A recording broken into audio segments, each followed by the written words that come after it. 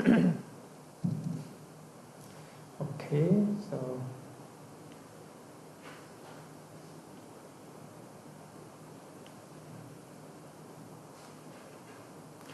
today we will learn contemplation of the mind. So previously we talked about contemplation of the body and contemplation of the feeling. So if we develop concentrations established based on our body and feeling, so we will understand state of mind. So this is called contemplation of the mind, Citta Vipassana, with a clear comprehension. So Satipatthana Sutta lists 16 modes of the mind to reflect our state of mind. So the first one is in a state of lust, saraga, or free from lust. So actually our mind lust for something we see, something we hear, etc. So if there is lust, raga in our mind, we must know that there is a lust.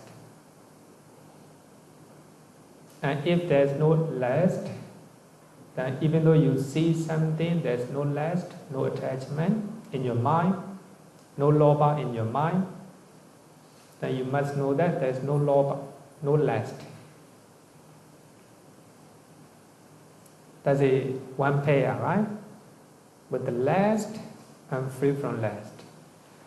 And also we must know in a state of hatred or free from hatred. This is a pair. So sometimes if we hear something, hatred or anger arises in our mind. If we know that there is anger in our mind, then that is mindfulness. That's mindfulness. But even though you hear a very big noise, there's no anger in your mind, not even slight irritation in your mind, then you must know that your mind is free from hatred. That's dosa. Then in a state of delusion or free from delusion, this is a moha. In a state of contracted mind, or here actually I will send my note, and also when I teach the matter rupa, then some of the recording there's no song, so I stopped uploading Abhidhamma lessons. For that reason I didn't send to you. So and then later, after uploading all, then I will send it to you. Also, I will send this note also. So if there is delusion in your mind, you know that there is a delusion. If your mind is free from delusion, then you just know that it's free from delusion. In a state of contracted mind, sankheta, you know that your mind is contracted. If your mind is distracted, then you just know that there is distracted mind. Vikkheta is similar to restlessness. Contracted mind is similar to concentration. And develop with the jhana, mahagata, or not develop with the jhana. So if you have a jhana in your mind, you just mindful that you have, you develop the jhana. Your mind is mahagata. If there's no jhana, you just know that there's no jhana, not develop with the jhana. So these are getting higher and higher. Then suppressed mind or unsuppressed mind, mundane and supramundane. So if your mind is suppressed mind. That is in mundane. You just know that it's in mundane chaita. Unsuppressed mind as in unsuppressed mind. Wherever state of mind arises in your mind, you just notice. You just take note. That is called contemplation of the mind. Now, concentrated mind or unconcentrated mind. So actually here, concentrated mind is the concentration. Unconcentrated mind is similar to distracted mind or restlessness. If your mind is concentrated, you just take note that your mind is concentrated. If your mind is not concentrated, just know that your mind is not concentrated. In any type of state of mind, you just take note as it is. As it is. For that reason, in the meditation method, so sometimes when we are meditating, our mind may go somewhere, but we're thinking a lot of things. You don't know, just thinking, just go with the flow. But there will be the time you begin to notice. That is, you are mindful at the moment. So if you are thinking something, and you just know that your mind is thinking, so unconcentrated. So if your mind is concentrated to the meditation object, just know that concentrated. So any type of state of mind, you just take note. We must know what, as it is. We normally yatha Buddha means as it is. In their true nature, whether it is hatred, whether it's delusion, whether it's compassion or loving kindness, anything. So you have to know your mind. But if we are not mindful, we will not know it. So those state of mind, whether it's wholesome or unwholesome, will arise in our process of mind, but we do not notice. But here, the contemplation of the mind means any state of mind which happens in your mind, you just take note. But according to Abhidhamma, when mind movement arises at a time, but your present mind movement take note. Precedent your mind movement take note the present mind movement. Precedent, we call it. Precedent mind movement take note of the present mind movement. That is called contemplation of the mind. The liberated mind as the liberated mind, unliberated mind as the unliberated mind.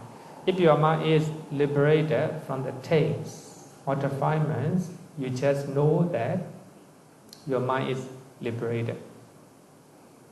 If your mind is unliberated, you just know that your mind is unliberated, not liberated from taste or defilements. So that is contemplation of the mind. Actually, in Satipatthana Sutta, the Buddha gave a long instructions. The meditator must be mindful of their manifestation. If hatred arises in our mind, we must know their manifestation, and their arising and their disappearance. How they arise, how they disappear. So by that moment, you are mindful.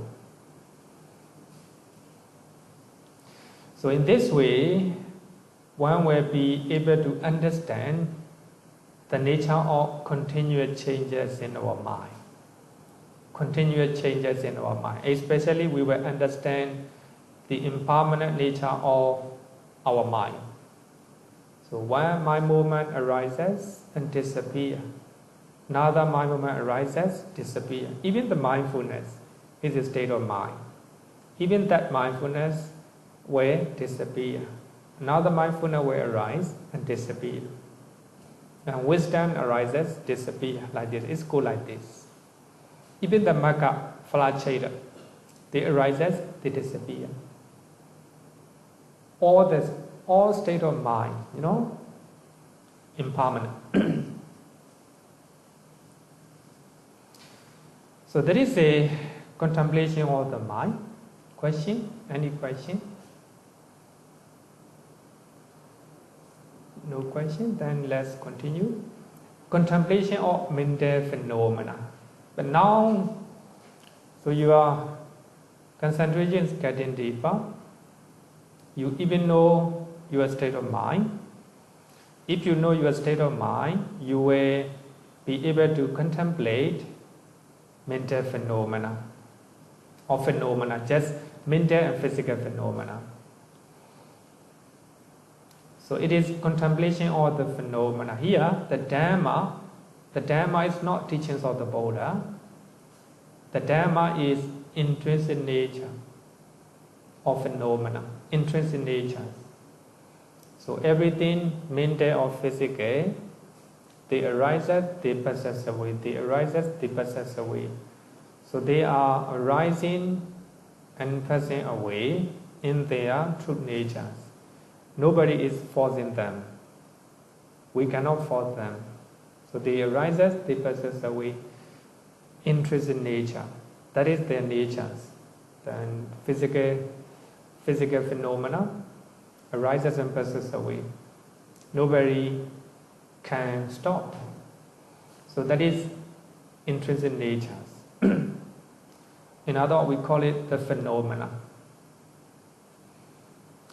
Not a mental phenomena. Actually, it should be just phenomena. Contemplation of the phenomena, Dhammanupassana. Dhamma here means the phenomena that bear their own intrinsic natures. The water element, intrinsic nature of fluidity. Fire, intrinsic nature of heat, and intrinsic nature of cold. So they have their own intrinsic natures. Feeling, it experiences the object. Experiencing the object. That is intrinsic natures. So those mental and physical phenomena are happenings, occurrence in their own way. That is called Dhamma. So the Buddha used the word Dhamma to indicate all his teachings. Actually, what the Buddha taught is natural phenomena. What the Buddha taught is all the Buddha taught is natural phenomena. Wholesome deed. Nobody is make, how to say, there is the nature of wholesome. And wholesome deed, whether the king or the beggar or the human beings or animals, whoever do such type of unwholesome actions, unwholesome result will come. So that is called intrinsic nature. So what the Buddha taught is quite natural or intrinsic nature. So for that reason, the Buddha borrowed the word Dhamma to indicate his all teachings. Not only Buddhism and Hinduism also, they use the word Dhamma. The same thing I did, the same explanation and the same approach I did. But here, the Dhamma in the Satipatthana Sutta, Dhamma means the phenomena that bear their own intrinsic natures. So the phenomena are stated using 5 doctrinal topics. In this, in Satipatthana Sutta, the Buddha explained contemplation of phenomena using 5 doctrinal topics. It can be more than that. It can be more than 5. It can be less than 5. But if you know one, enough. Here also the same thing, no? The same thing. So for for easy explanation, to clarify the nature of Dhamma, how to contemplate the phenomena, the Buddha used 5 doctrinal topics. Actually, these are not news to you. You already learned 5 hindrances. Number 1, desire for sensual pleasures.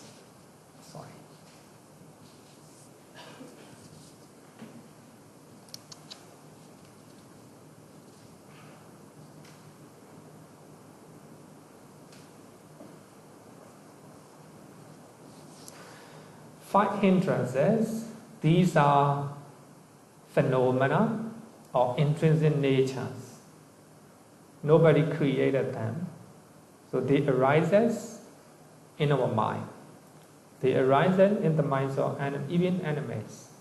So desire for sensual pleasures. When we see something, hear something, desire or craving arises. So that is called kamicchana. So when desire for sensual pleasure arises, we must know their manifestation. And we must know when they arise. We must know when they disappear. So that is how we can contemplate the phenomena. But here, phenomena is intrinsic natures. So they arise in their own way. The God does not create them.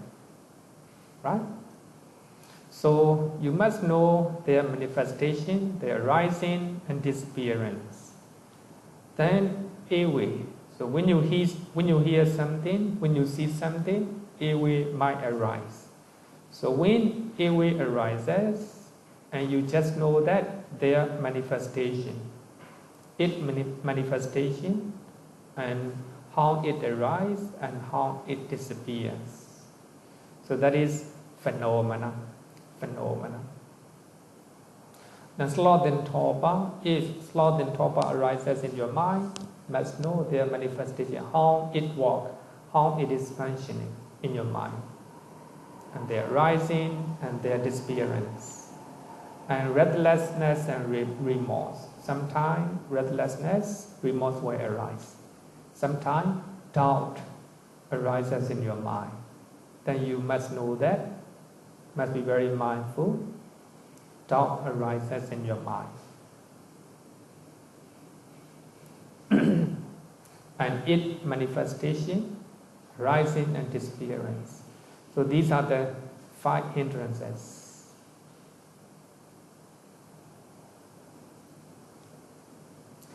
Another one is 5 aggregate.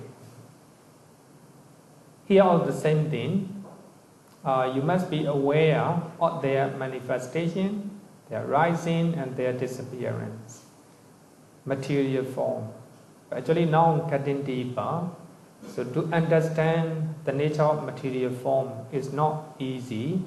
So we must have a very deep concentration. Then only you will be able to penetrate how they manifest in your body like this.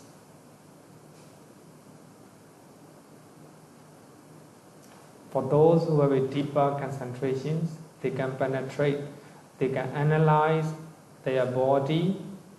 They can contemplate their body into pieces. Just we have learned in the rupa matter.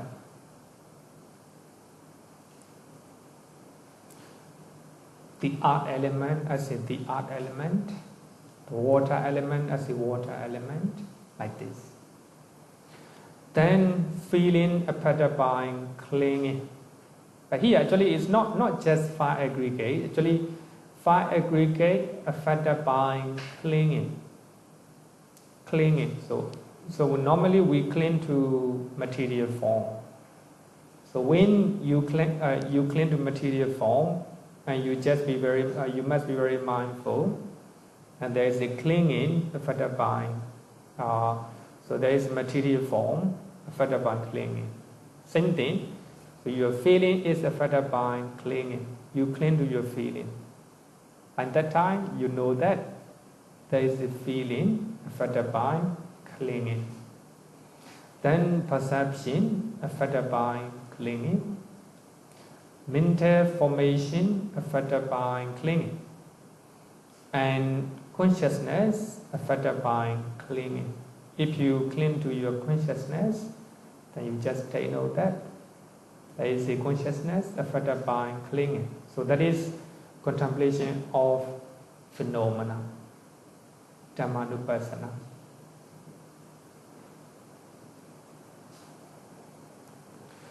Another one is six sense base. Actually, this is we have learned this one also.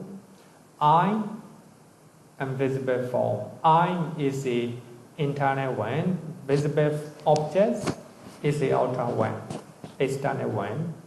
So you must know very clearly. So these are internal and external pieces.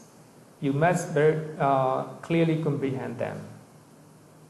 And if there is a factors that bind to I and visible form, and you must abandon them. You must abandon them, and future no arising of the factor. If you have to contemplate the I, you must know very clearly, and also visible form as well. If there is a factor, sanyojana, actually we have learned with 10 type of factor, right? 10 type of factors. If one of the 10 type of factors arises, depending on your I, then you must contemplate factors arises. So we have 10 type of factors. Factor arises. You must know that, and you must contemplate how they arise and how they disappear. So this is a six sense basis: ear and sound, nose and smells, tongue and taste, body and tactile objects, mind and the object or the mind, or mental phenomena. So you must know their manifestations. If there is factors arises, depending on those bases, then you just notice there is factors arises. After you abandon, and you're also very mindful that you have abandoned the factors.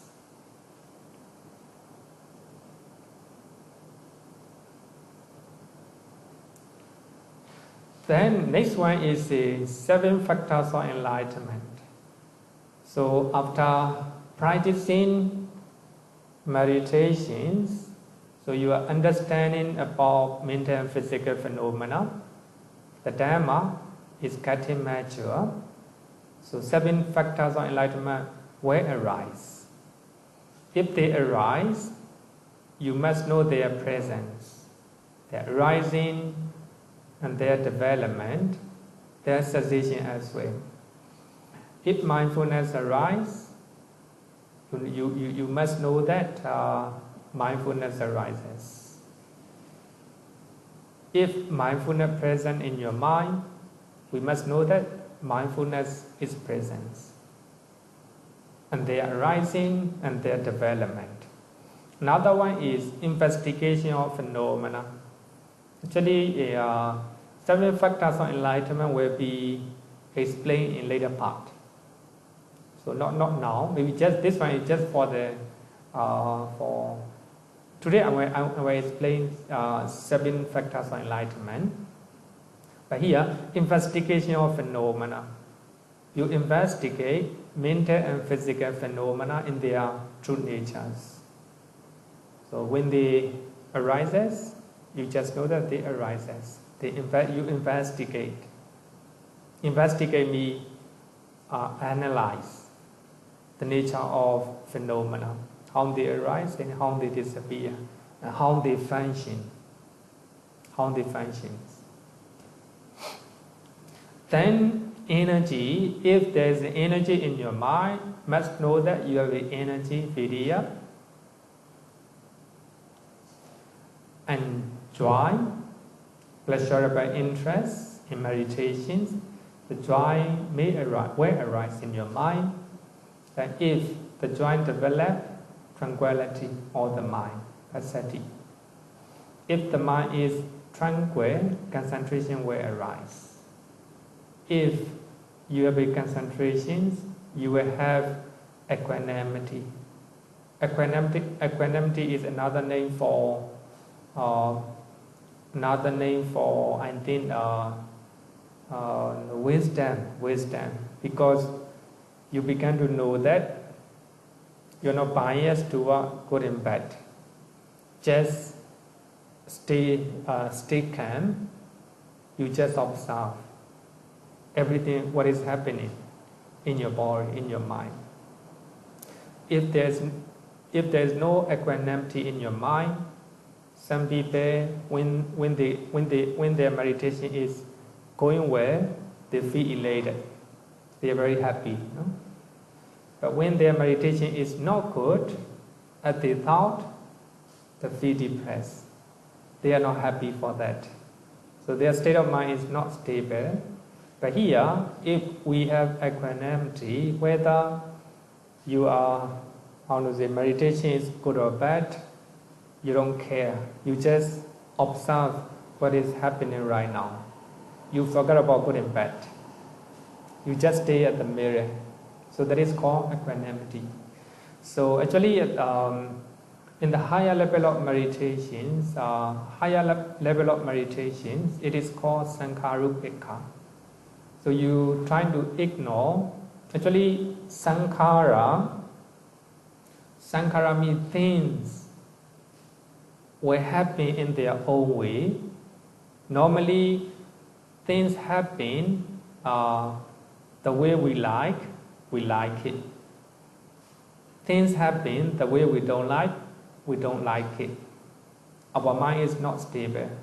But when you arrive sankharupekha, so that equanimity level, you forget about whether they are good or bad. You just observe them. So actually, equanimity, I think we will have to learn the last chapter. It's very beautiful, very beautiful. So we saw Maga mention using a lot of similes. Very beautiful, very beautiful. So this is the 7 factors of enlightenment. We must know their presence, their arising, and their development, and their disappearance. So this is the contemplation of phenomena. So these are the phenomena. We call it phenomena of the Dhamma. Mindfulness, intrinsic natures, and mindfulness trying to contemplate. And also we have a investigation, wisdom.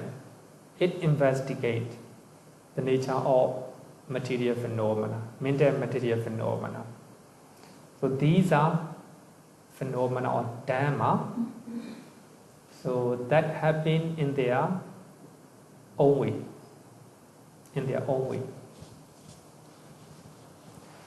Then if you, after practicing 7 factors of enlightenment, you will have understanding, the Noble Eightfold Path.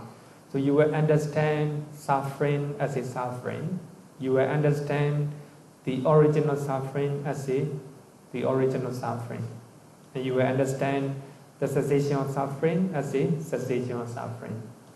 Then you will understand the path that lead to cessation of suffering. So they are also phenomena. So suffering as a suffering. So there's no judgment. So why I'm suffering like this? No judgment. You just see suffering as a suffering. And you know that the original suffering. Because of craving, suffering arises. So craving is phenomena. Arises, you just know just a craving. So this is a, the 5 topics, 5 doctrinal topics that the Buddha used in Satipatthana Sutta to talk about phenomena, contemplation of the phenomena.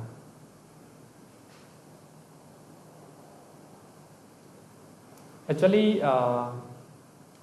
contemplation of the phenomena can be, and if we read, Anapana Sutta from Majjhima Nikaya, it will be quite clear. It will be clearer.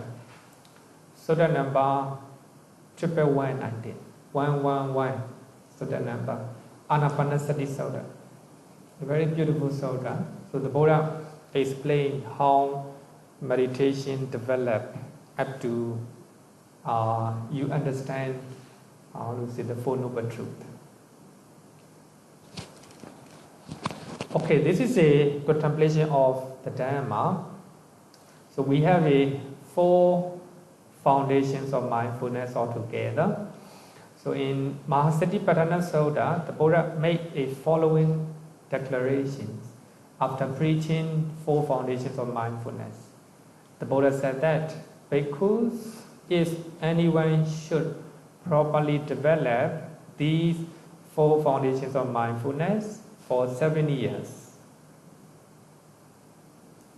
one of the two fruits could be expected for that person. One of the 2 fruits of benefit could be expected for that person for 6 years. Then the Buddha said, for 5 years, 4 years, 3 years, 2 years, 1 year, etc. Then 6 months, 5 months, 4 months.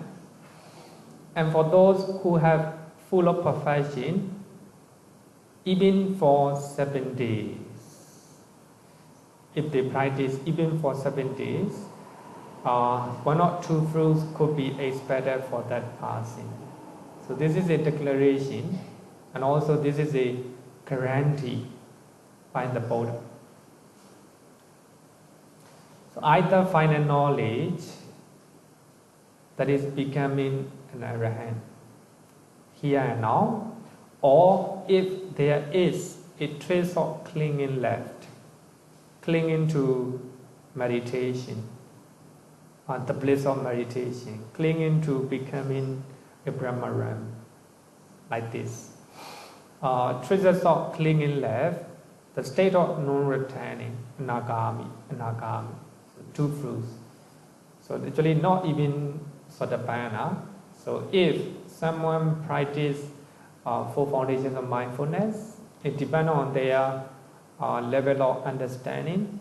So 2 fruits can be expected: becoming arahant or becoming non-returner. This is a Buddha, the guarantee, guarantee. Satipatthana Sutta will be explained in greater details. So in the Sutta study class, I did this year.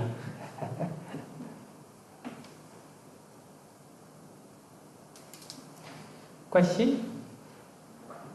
Any question?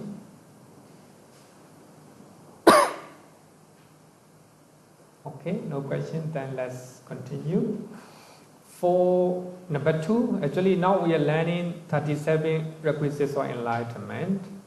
Paripakkya is explained with the 7 categories. Now we are going to 4 right efforts. So actually, for Samuccaya is divided into 2 words, Samma and Padana. Samma means in the right way, Padana means making an effort.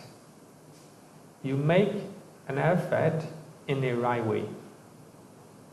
It is called right effort. It is another name for right effort. Even though there are 4 types of right efforts, so we have to take only one mental factor. So that is effort or energy. energy, the vidya. Even though there are 4 types of right effects, there's only one mental factor. So that is vidya. In other words, we can say that 4 types of vidya. It is elaboration of right effect from the Noble Eightfold Path. Actually, in earlier session, we already learned that 4 types of right effect under the Noble Eightfold Path. So, sorry, under the path factor, making. So we have 4 types of right effect. Number 1, striving by restraint. The non-arising or unarising evil unwholesome states. So you have to make a right effect to control your mind not to happen any unwholesome mental state that hasn't arisen yet. So in what way? By controlling your 6 sense faculties, by controlling your eye, ear, nose, tongue, the body and the mind. So that is the way the Buddha suggested. By practicing, striving by restraint, then we can prevent any unwholesome any unwholesome state of mind that hasn't arisen yet. We can prevent. We can call it prevention.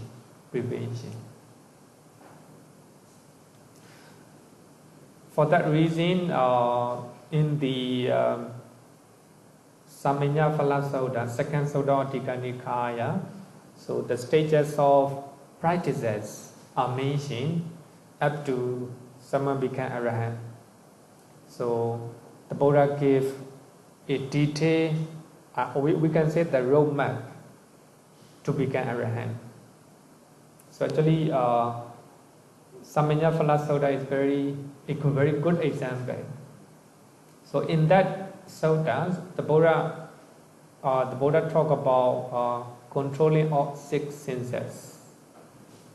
So we have to control our eye, ear, nose, tongue, the body, and the mind, not to prevent unwholesome mental states that haven't arisen yet. That is called striving by restraint. The second one is to make a right effect for the abandoning of arisen evil unwholesome states. Right now, unwholesome mental state arises in our mind, then we have to abandon them. The second, we have to make every effort to abandon those unwholesome mental states. So here, by striving by abandonment, so we have to abandon them. If greed arises in our mind, hatred arises in our mind, delusion arises, jealousy arises in our mind, we have to abandon them. So actually, to abandon such unwholesome mental state is not easy. We need right effort. So that is called energy. We need a lot of mental energy, a lot of vidya. That is called striving by abandonment.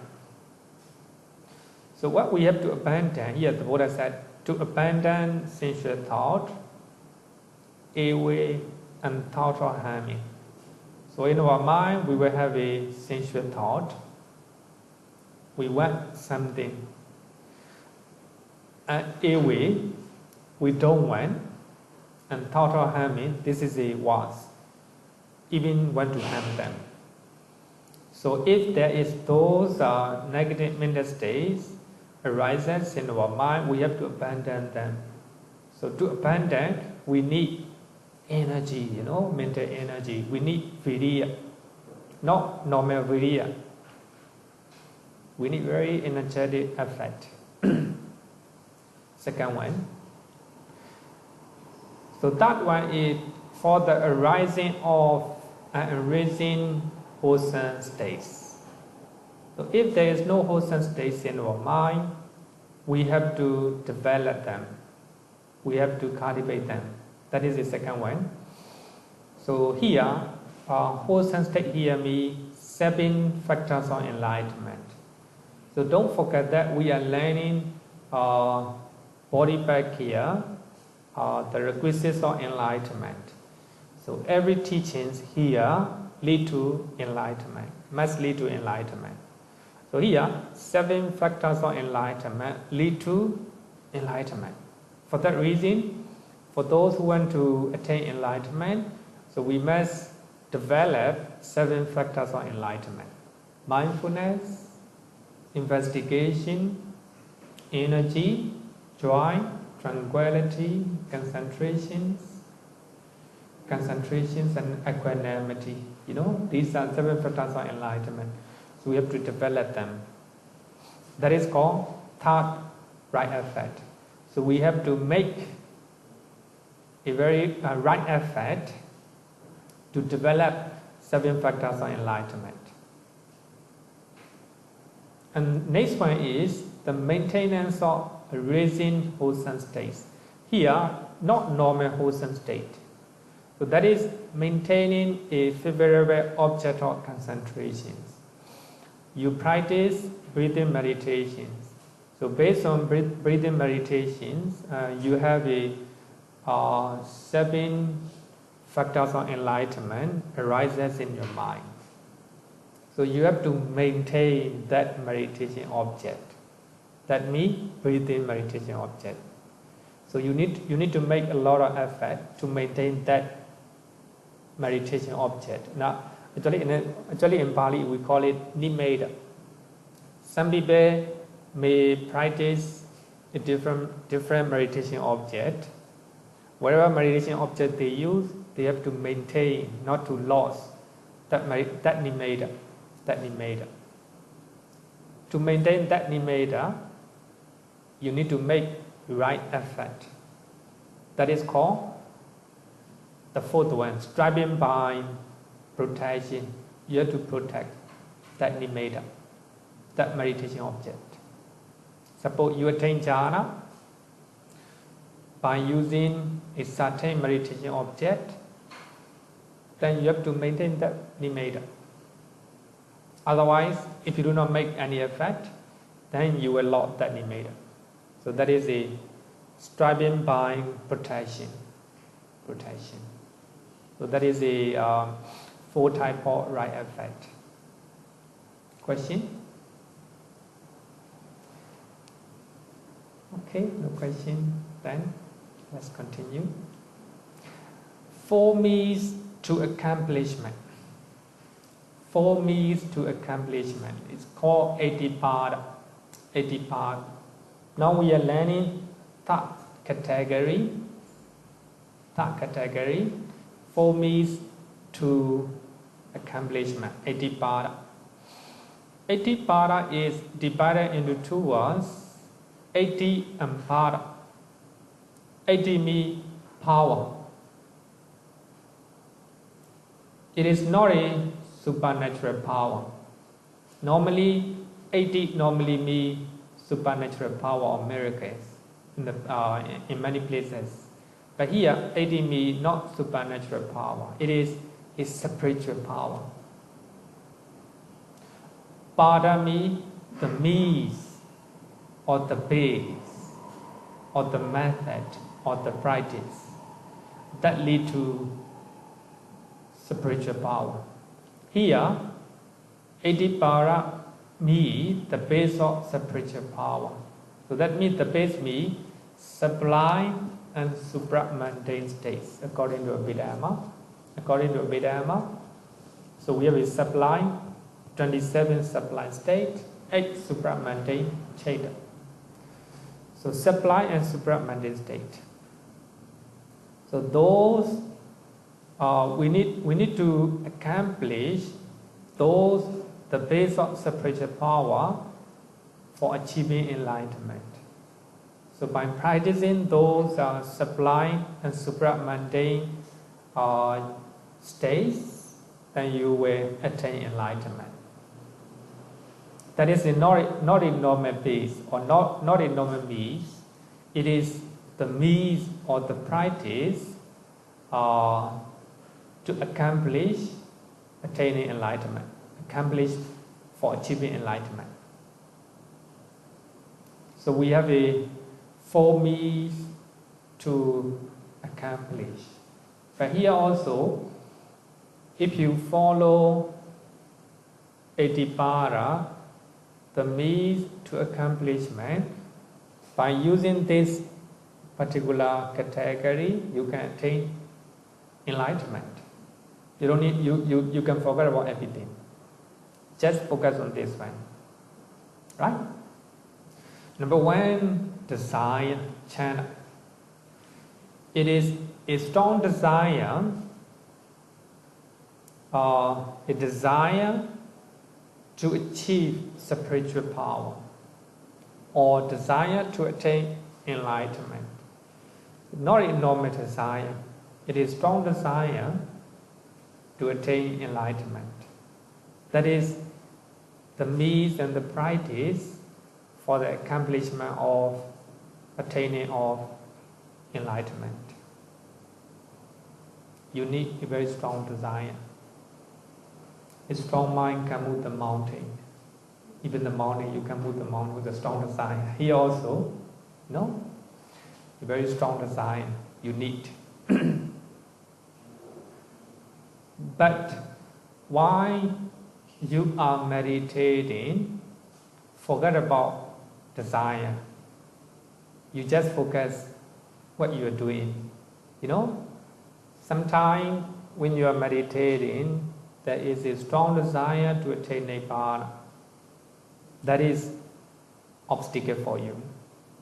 So what you have to do is, if you are focusing on breathing meditation object, just focus breathing meditation object. But before that, you need a strong desire. Strong desire.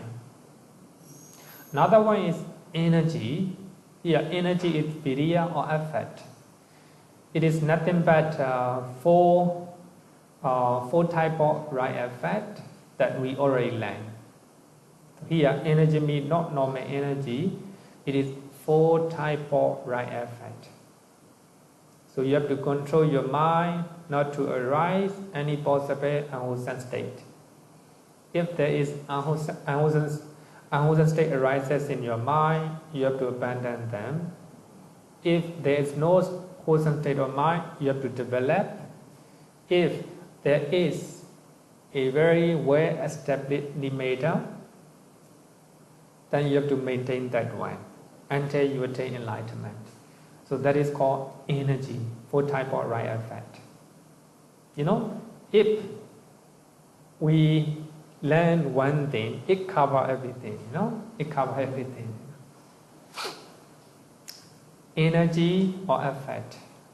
Next one is the mind, cheda. Not a normal cheda, it is intense resolution or willpower engrossed in the thought of achieving enlightenment. So that is very similar to strong desire, but this is a willpower. You must have a willpower for achieving enlightenment. This is a very important. Some people, they go to meditation retreat with a different state of mind. Some people go there just for clear their unwholesome thought. It's a good desire. Some people, they want to attain enlightenment. Very strong desire, willpower, you know, power. There's one monk from Czechoslovakia, from Czech Republic, from Europe, in Myanmar, and he said that he want to become arahant in this life. You know, he follow every winter rules. You know, he do not even wear the slipper. Wherever he go, he wear only 3 rope. Even he go to Europe, it's kind of very cold, you know. He does not wear, you know. He just wear only 3 rope. And so he said that he want to become arahant in this life. With power, you know, strong desire. So there are many people like this. So to attain enlightenment, we must have such a willpower or resolution.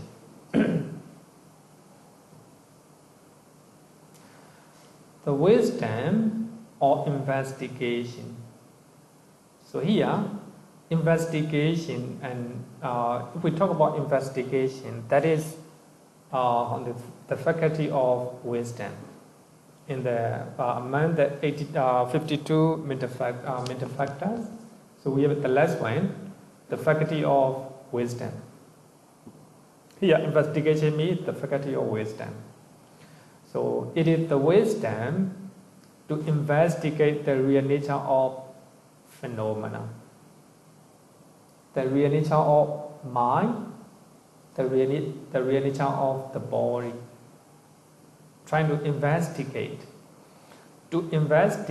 or to analyze the nature of mental and physical phenomena, you must have wisdom or understanding. Otherwise, you cannot investigate. Here, investigation for that reason is called panya, wisdom. So if you have these 4 means or 4 practices or 4 methods, whatever you call it, this is for accomplishment. Accomplishment here means for the achieving enlightenment.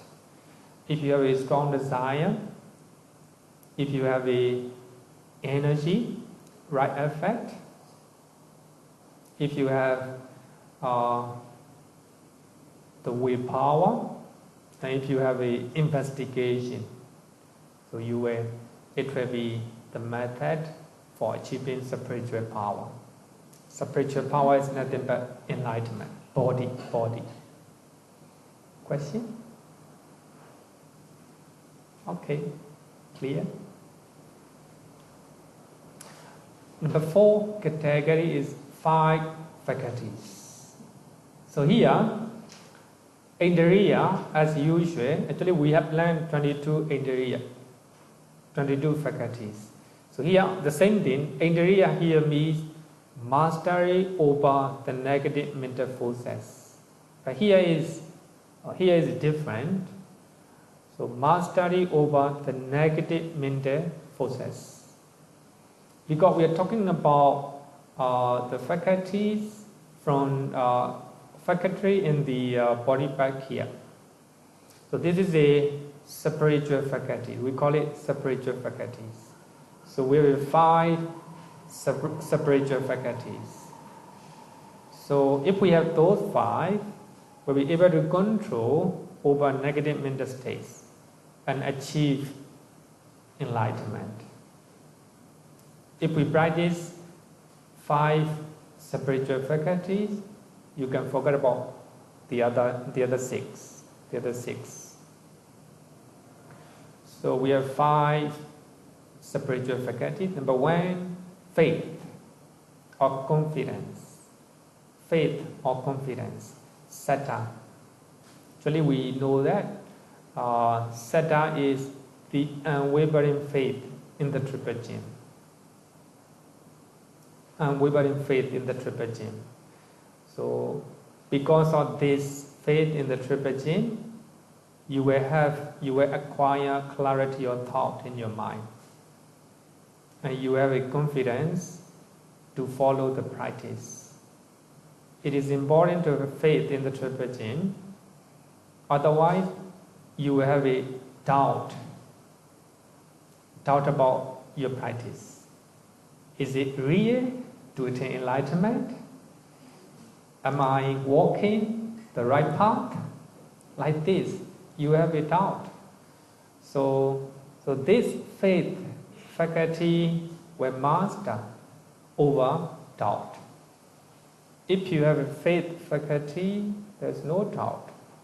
You will faithfully follow. you are very confident to follow. Just like the monk from chess, right? Czechoslovakia. And he doesn't have any faith. He didn't have any doubt about triple genes. He is full of faith, and he, for that reason, with clarity of thought, this life, I want to become Arahant. I was trying to become Arahant. Actually, in our mind, we don't have such clarity of thought. We can't even dare to say we want to practice to become Arahant in this life, in this very life. You know? We can't even dare to say that because we don't have a unwavering faith in the triple genes.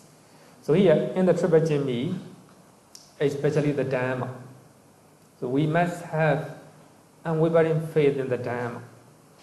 So, but to have such a faith, we must have a certain level of understanding about the Dhamma. Then only we will have a faith in the teacher who gives that teaching. And we will have a faith, so there will be some noble Sangha who became Sotapanna, etc. So only we must to attain enlightenment. So faith is very important. So if we have a unwavering faith in our mind, we will have a clarity of thought. So we have a confidence to follow and to practice the Dhamma, the Noble Eightfold Path. So for that reason, the faith faculty masters over doubt. So if you have faith, there's no doubt. There's no doubt. Next one is the energy. Actually, energy is the same thing. We have 4 types of energy. 4 types of energy. It controls laziness. Energy upholds all the associated mental factors not to collapse. When you are practicing meditations, energy trying to uphold all your mental state, not to collapse, not to give birth to laziness. For that reason, energy masters over sloth and torpor.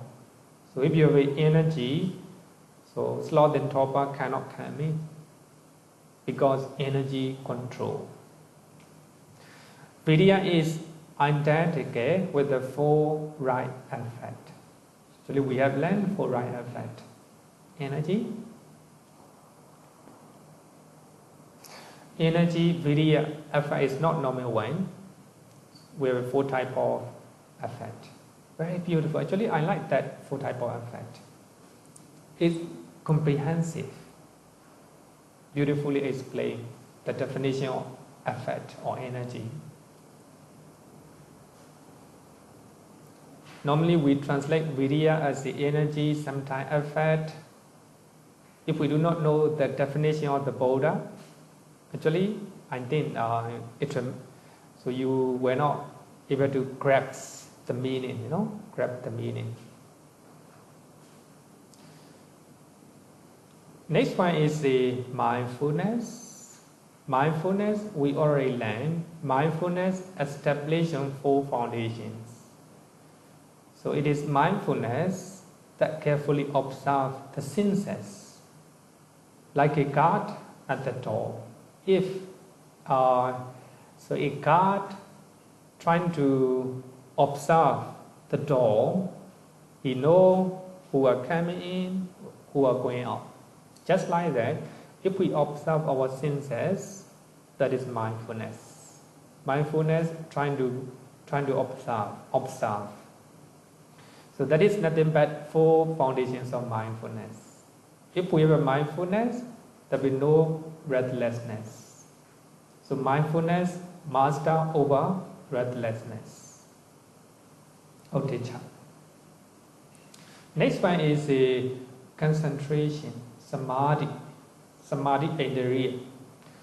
So So actually this, we also have learned this one. According to Satipatthana Sutta and many Suttas, concentration is not normal one, it is 4 jhana. 4 jhana. So if we have one of the jhana, all your attention will be focused only one object, meditation object. So in this way, your concentration is very sharp. For that reason, the Buddha said that develop concentrations. A bhikkhu who is concentrated understands things as they really are. So that means if we have a concentration, we will understand the real nature of mental and physical phenomena. Any state of mind arises, you will know it. Any state of physical phenomena arises, you will know it. When they disappear, you will know it. In their true natures. Yatha Buddha, Yatha Buddha. That is called, we can call it Paramattha, ultimate reality, right? Ultimate realities. Concentrations, if we have concentrations, it masters over hindrances. If we attain jhana, 5 hindrances will be driving away because of concentrations. Then if we have a concentration, wisdom or understanding of mental and physical phenomena arises. That is called wisdom. Panya, that is called wisdom. Faculty of wisdom is understanding the mental and material phenomena. Whatever you call it, 5 aggregate, 5 senses, anything. Nama Rupa, especially if we use the word Nama Rupa, mental and physical, in their real nature, in their real natures. So their real nature is only 3: impermanence, suffering, non-self. You will understand the impermanent nature of those mental and physical phenomena, a suffering nature, a non-self nature. That is called wisdom. Understanding is the wisdom.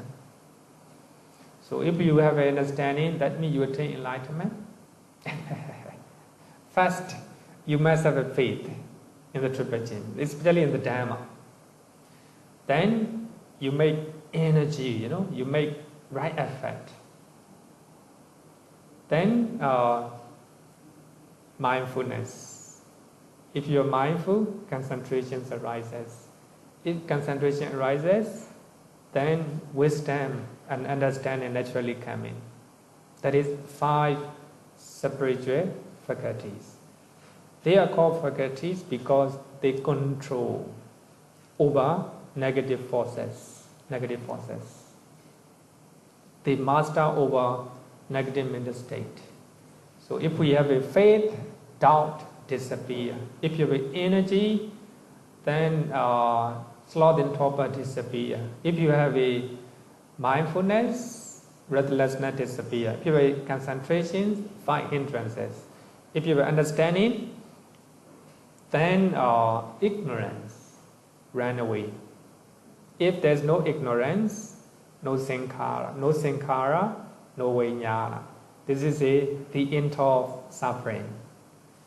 The whole mass of cessation of the whole mass of suffering, the Buddha used in the Dipana originations. If no craving, there will be no suffering. That is enlightenment. Actually, the Buddha explained using different categories. So we can explain the path or the practice, how to attain enlightenment, by using 5 faculties, 5 spiritual faculties. And the Buddha explained by using 4 means to accomplishment, like this.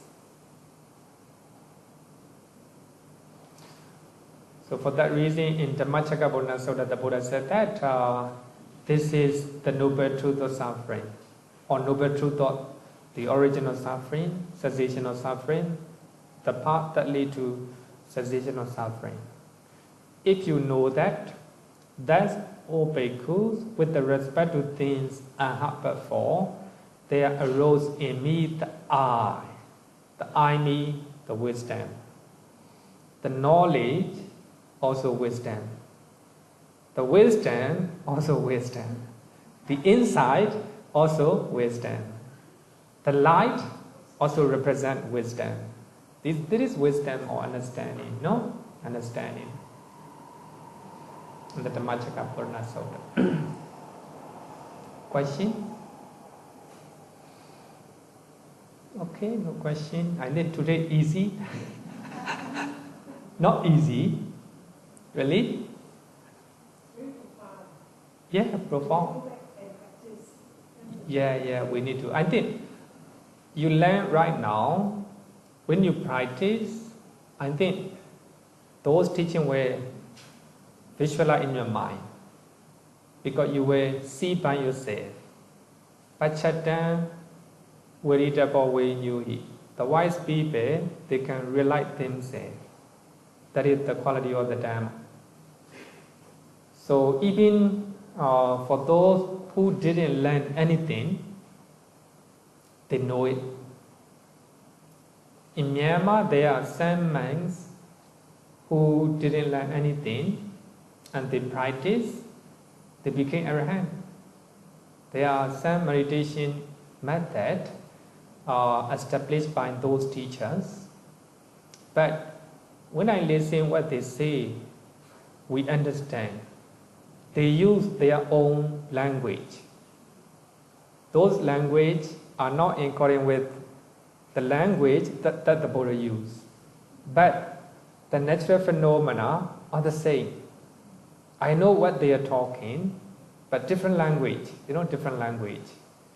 So that is sometimes if people who do not have a deeper understanding, it will lead to misunderstanding. They will interpret differently, by using the language or the term.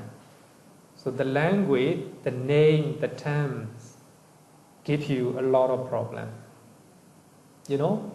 Actually we learn the teachings of the Buddha by using the language what the Buddha used, but they are talking different language, different name, but the same, mental and physical phenomena.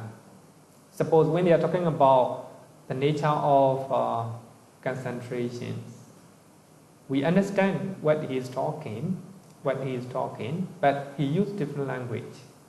So just example, it's a little bit dangerous. For that reason, they face a lot of criticisms. Criticism me, actually I can understand. So what some of them they say, what they experience, it is the truth. But actually some educated monks who are very rigid, they think that only the term in the Tipitaka is correct, and they criticize those monks. Actually, they have their own experience, real experience, but the way they present, the way they teach, is they do not use the language from the Pali Canon. So what I want to say is, profound, yes, but if you practice, I think you will begin to understand, these one by one.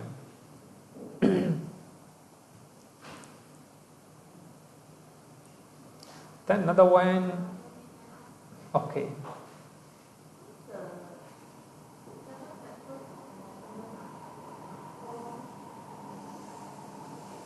Why the 7 factors of enlightenment are called Sattapojanga? Okay, I think we have to learn in the next category, because we have 7 category. Now we are talking about 5 category, 5th category. So later I will explain. Same. It's the same. Yeah, same. Saturday night we are chanting. So actually, the best thing is to practice. But of course, chanting also make a lot of good result.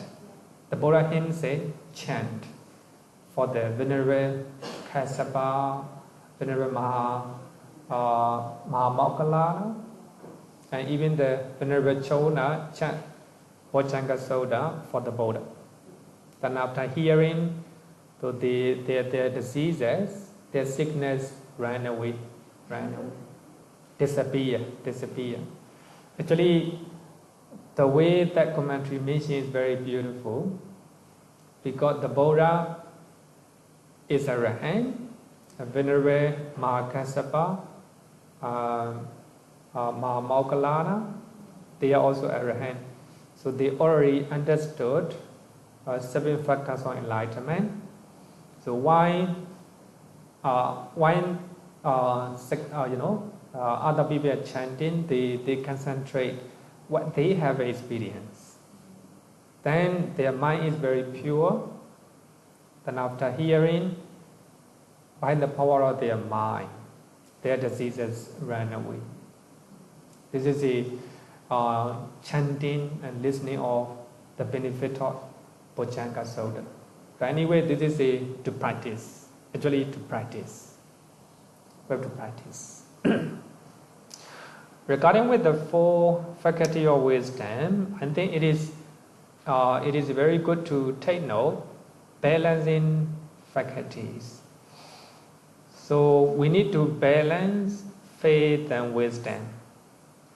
So they must be balanced each other in order to avoid the blind faith and intellectual cunning.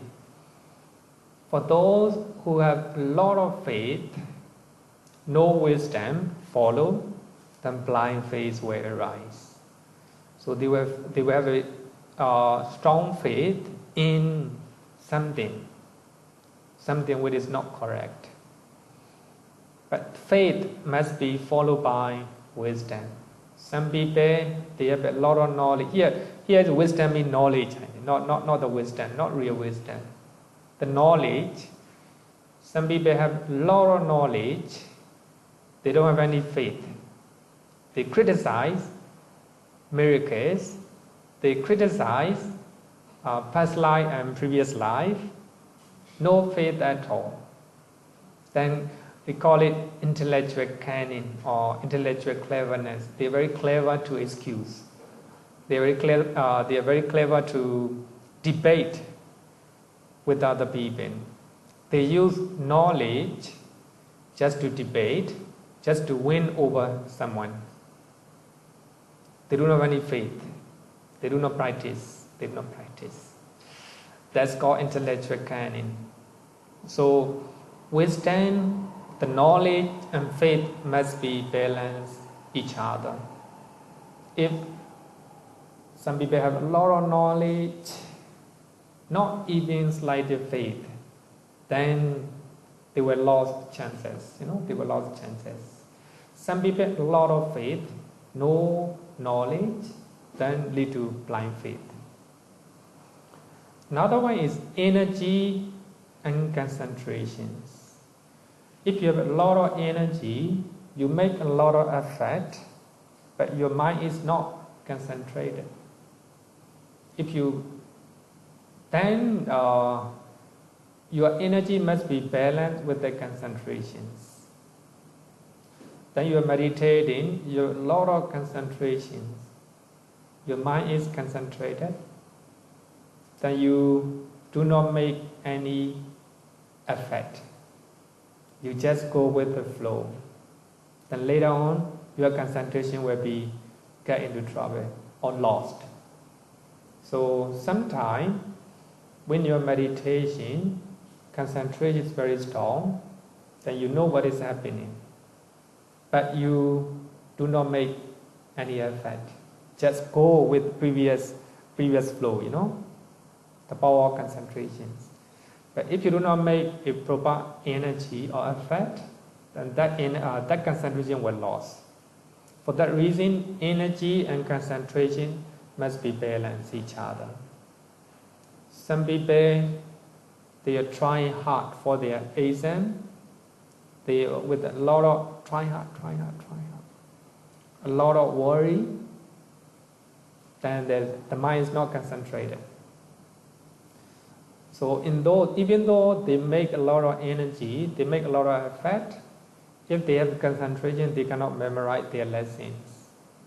So energy, our effort, must be balanced with the concentrations.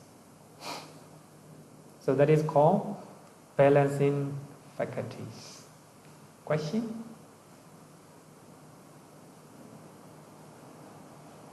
Next one, mindfulness.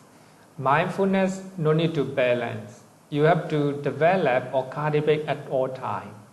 It's always necessary. Because mindfulness watch over the development of other faculties or the balance of faith and wisdom, the balance of energy and concentration. So mindfulness have to be cultivated at all time. For that reason, the Buddha said that Satin Sakwahan Sapatikam Vadami. As for mindfulness, I tell you that solves every purpose. So that means mindfulness have to develop at all time. At all time.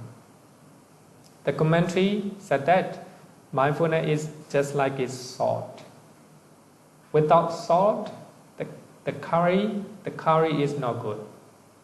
Just like that, without mindfulness, your state of mind will be waterless.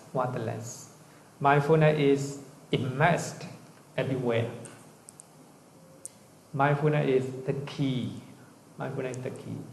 In previous week, we learned that if we summarize the whole Pali Canon, only one word, mindfulness. Mindfulness. If you are mindful, you are learning Pali Canon, the whole Pali Canon. Five Nikai. So we have to balance our faculties. No question? Okay.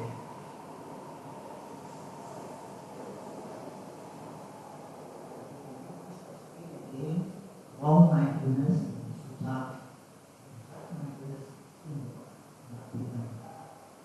or actually in the Abhidhamma, there is no wrong mindfulness. According to Abhidhamma, mindfulness is all the way beautiful middle factor. So mindfulness, sati, associate with only beautiful consciousness. But according to many suttas, we have a wrong mindfulness.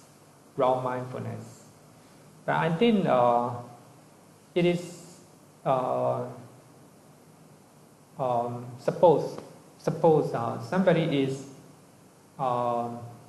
stealing by using credit card in the machine.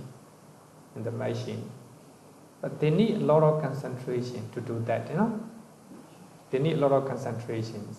They need to remember the password. They need to do what to do. Then there is concentration, wrong concentration. Intention is to steal, wrong concentration.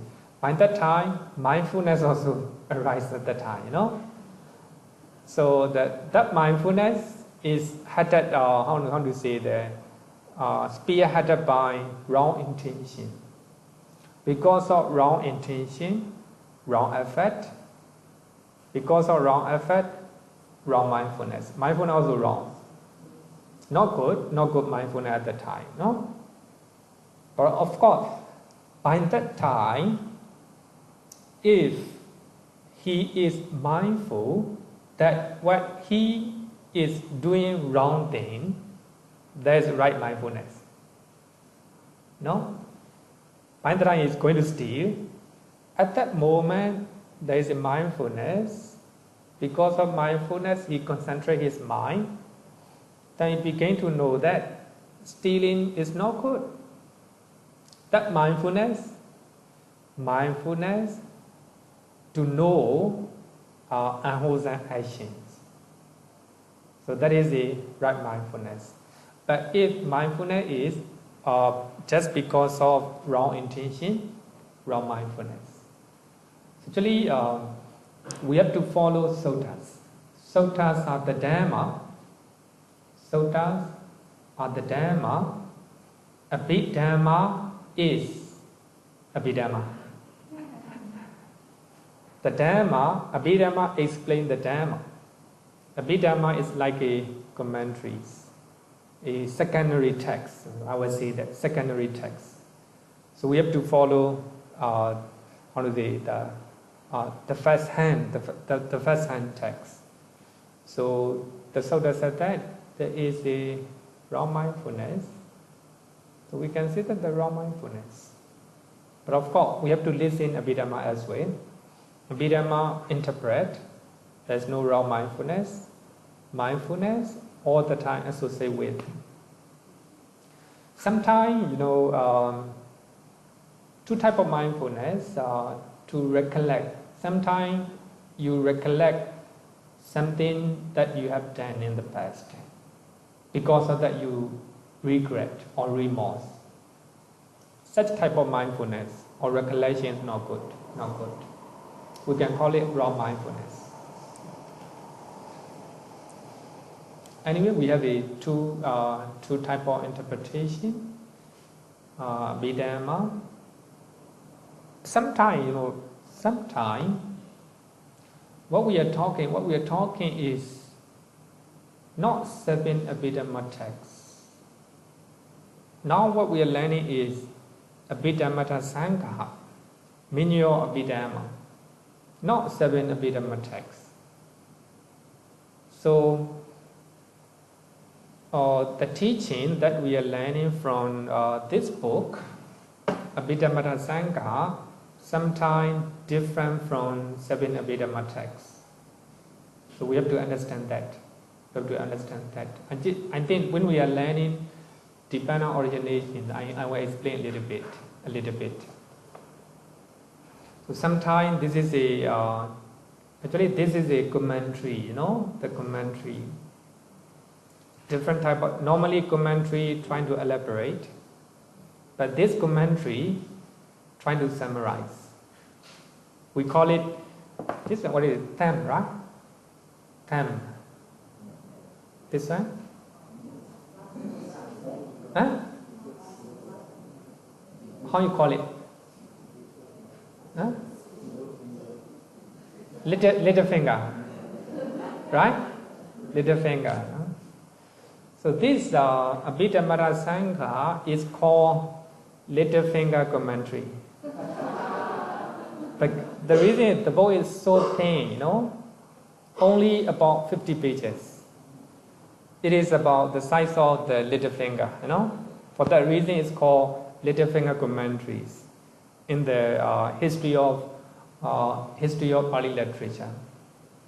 The reason is it's very small, but we call it commentary. Normally, commentary trying to explain in details, trying to elaborate. This is the nature of commentary. But this one, different.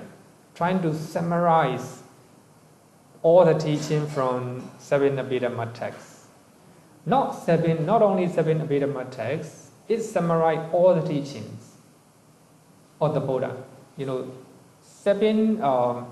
37 requisites of enlightenment, a summary of the list of practices that lead to enlightenment. As I earlier said, last week I said that there are more than 50 body back here. But on the Visuddhimagga and commentator, they take only 37. There are more than that, more than 37, right? Normally in the Pali Canon, in the Suttas, 7 factors of enlightenment. Bojjhanga, are called bodhipakkhya. 7 bojjhanga and bodhipakkhya, sometimes we can see in the same name, right? Anyway, don't forget that we are learning not only Abhidhamma but also the suttas. For that reason, when I teach Abhidhamma, whether in English or in Burmese, so I use a lot of suttas. So in this way, we can learn not only Abhidhamma but also the suttas. So we learn teachings of the Buddha in this way, the Abhidhamma getting clearer and the sutta getting clearer. So they support each other. So if you know suttas and Abhidhamma, your understanding is much clearer.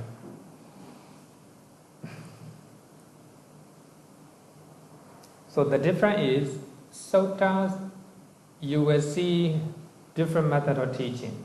Sometimes the Buddha used the word 5 practices to go to Nibbana. Sometimes 7, sometimes 8. It is confusing if you do not understand the nature of suttas. But in the case of Abhidhamma, trying to summarize, trying to narrow down, for that reason we have the list of the Dhamma, 52 major factors. So in my case, when I was young, I was shocked to know that some Abhidhamma from other Buddhist schools, some say 47 major factors, some say 50 major factors. I was shocked. So what I knew is only 52. So what I mean is Abhidhamma trying to narrow down the list of mental state, mental factor. So only 52. Whatever mental state find in the suttas, so it will trying to, keep it in that category. Even now we are learning investigation, right? Investigating vimansa, investigating mental phenomena, mental and physical phenomena. But we're trying to put into wisdom. We're trying to put into the wisdom, right? Just like that. And also there are many things, just like tranquility in the seven factors of enlightenment. Tranquility, we take 2, mental and body tranquility and mental tranquility.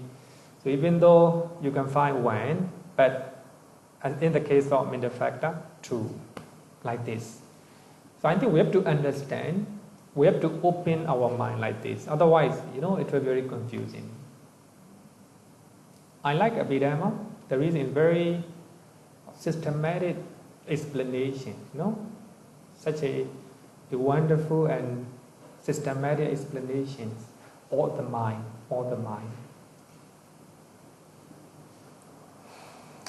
Now we have 5 powers. Want to finish? I think let's finish this one. I think going to finish. 5 powers. It is pala. So they are the same. They are the same as the 5 faculties, but they have different functions. So we have 5 powers which are similar to 5 faculties. So here, pala means the power. So the power to resist the negative mental forces such as doubt, laziness, sloth and torpor, and hindrances, etc. So they cannot be shaken. If you have 5 powers, those negative forces cannot be shaken in your mind. Faith, energy, mindfulness, concentration, wisdom. If you have those powers, so your mind cannot be shaken by any negative forces. They are the same. Faith has the power to protect from the doubt. Energy, from sloth and torpor, mindfulness from restlessness, concentration from hindrances or defilements, the wisdom from ignorance. The power of Pala will resist or protect. That is the 5 power. Maybe when the Buddha want to talk to those who left the power, the Buddha may use this one. If you have these 5 power, you can protect anything. So we have 7 factors of enlightenment. Actually, everything you already have learned. Uchanga is divided into 2 words, body and anger. You know body, enlightenment, anger means the factors. If you want to attain enlightenment, you need to fulfill those factors. You need to follow those factors. For that reason, these 7 are vital factors to attain Nibbana or to attain enlightenment. They are very important. First of all, starting with the mindfulness. Mindfulness establishes 4 foundations. We have to establish mindfulness. It is foundation for the development of all the factors of enlightenment. It is mindfulness of 4 foundations. Then, if you are mindful, you have to investigate the nature of mind and body, mental and physical phenomena, how they arise, how they disappear. You have to investigate how they function. Investigation here means wisdom. So here the Dhamma means the object of meditation, mental and physical phenomena. According to Abhidhamma, mundane consciousness and mental factors and material phenomena. Supra-mundane consciousness, according to Abhidhamma, cannot be practiced for meditation. Because mundane consciousness are the object of defilements. So we can practice inside meditations regarding with mundane consciousness. Magga and Phalaccheda you cannot practice inside meditations.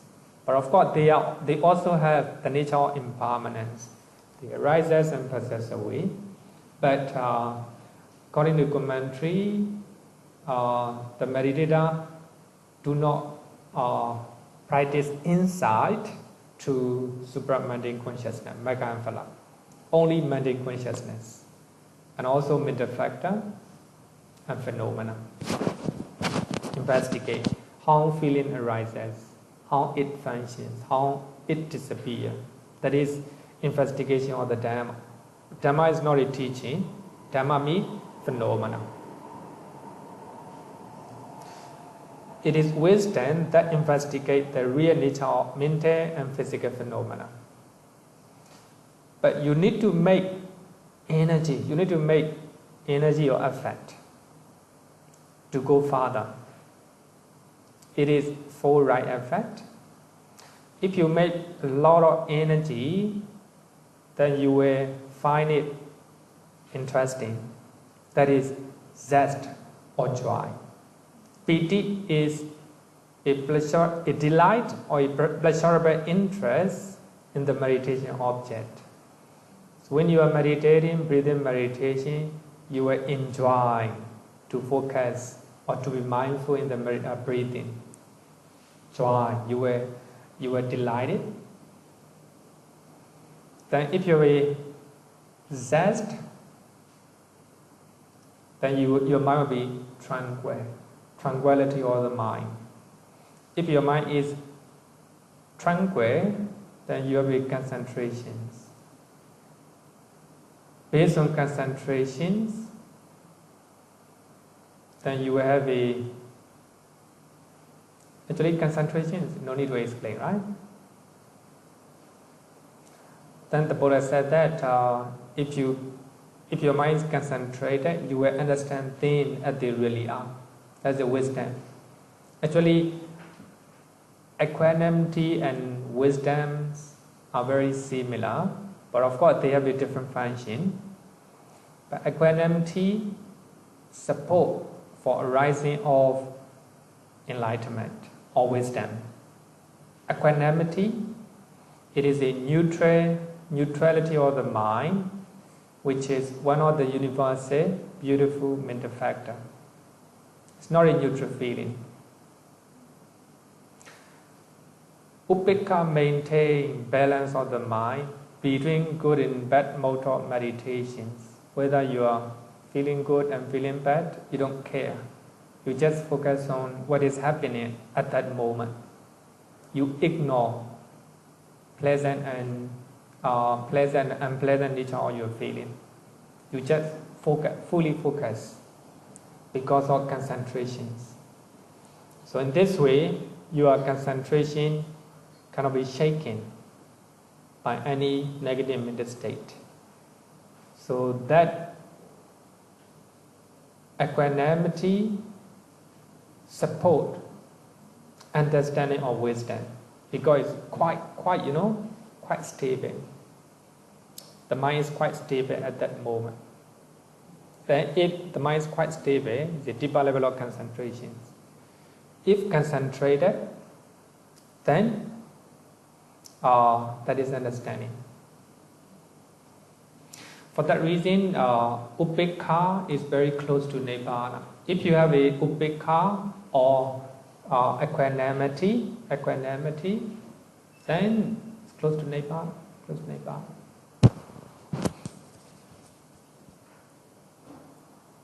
So that is a 7 factors of enlightenment.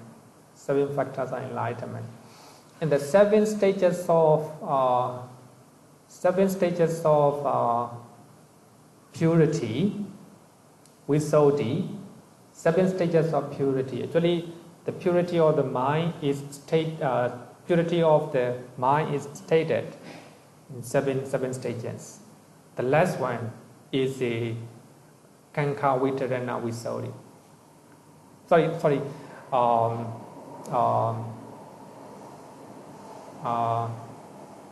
Sankharupaka. Sankharupaka means you ignore, the pleasant and unpleasant nature of things, meditation object. You just focus what is happening at that moment. That is called equanimity. You don't care about whether good and bad. You just focus how they function. So at that moment, concentration is very deep. If you have a concentration, then understanding arises. So because of that understanding, you have enlightenment. For that reason, 7 factors of enlightenment. To attain enlightenment, you need to have 7 factors. They are crucial. The last one, the last category of Noble Eightfold Path, I think I don't need to explain in details. I have already explained in previous sessions. So the Buddha said that without veering toward either two extremes, the Tathagata has discovered the middle way, that is the Noble Eightfold Path. That middle way gives right to vision means wisdom. Give right to knowledge, peace, direct knowledge, to enlightenment, to Nibbana.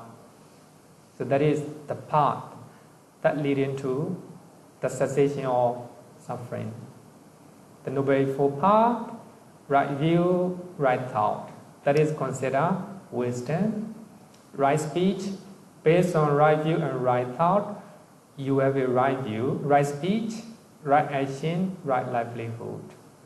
That is considered morality part. But when you meditate, right speech, right action, right livelihood are not functioning. Only the rest of the 5. Right view, right thought, right effect, right mindfulness, right concentration. Only these 5 will be functioning when you are meditating. So here, right effect, right mindfulness, right concentration. These are considered concentrations.